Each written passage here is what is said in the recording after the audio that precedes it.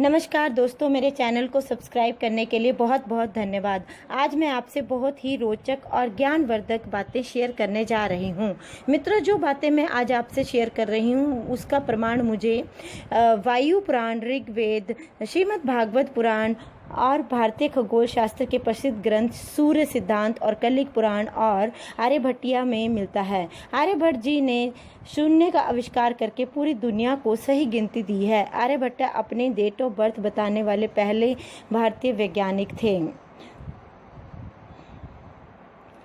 ऋग्वेद में पराशर जी, सूत जी व अन्य ऋषियों को समय व काल के स्वरूप के बारे में बताते हैं।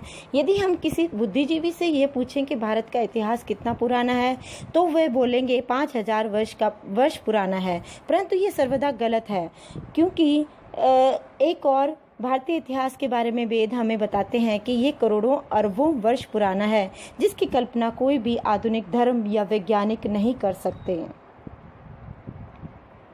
जैसे हम समय की गणना सेकंड, मिनट, घंटा, दिन, महीना और वर्ष से करते हैं और सबसे छोटी इकाई सेकंड और सबसे बड़ी इकाई वर्ष होती है, उसी प्रकार से ब्रह्मलोक की भी छोटी और बड़ी इकाइयां होती हैं समय की। देवताओं के समय को दिव्य समय कहा जाता है। मानवीय एक वर्ष देवताओं का एक दिन होता है दोस्तों। मानवीय 30 वर्ष देवताओं का एक महीना होता है। मानवीय 360 वर्ष एक दिव्य वर्ष होता है। इसी प्रकार 1200 दिव्य वर्ष का एक महायुग होता है। आओ हम इसे इजी करके समझते हैं। भारतीय वैदिक काल गणना में 4 युग बताए गए हैं: सतयुग, त्रेता युग, द्वापर युग और कलयुग। 17,28,000 वर्षों का एक सतयुग होता है। 12,96,000 वर्षों का एक त्रेता युग होता है।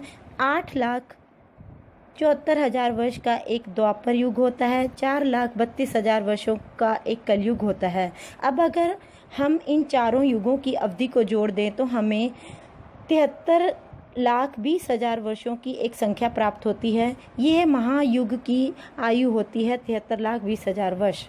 चारों युगों के इस समूह को महायुग या चतुर्युग भी कहते हैं।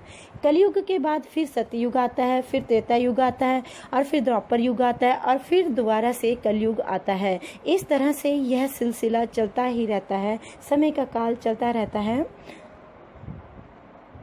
इसी प्रकार 71 महायुगों का एक मनवंतर होता है और 14 मनवंतरों का एक कल्प होता है और एक कल्प में 4 अरब 32 करोड़ मानवीय वर्ष होते हैं। दोस्तों देखो कितने हैरान कर देने वाली बातें हैं।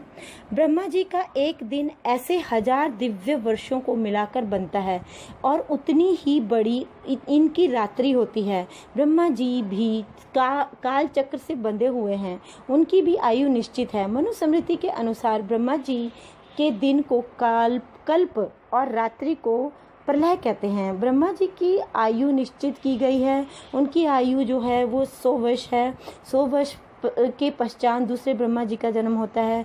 जब ब्रह्मा जी के 100 वर्ष पूर्ण हो जाते हैं तब तीनों लोग, भूलोक, भुवलोक और सब लोग जलमग्न हो जाते हैं और फिर से नारायण अपने शेष नाग पर शयन करने लगते हैं।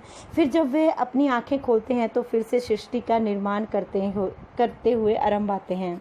तो ये संक्षिप्त वर्णन था काल चक्र का। मेरे इस वीडियो को देखने के लिए बहुत बहुत धन्यवाद मित्रों। नमस्कार।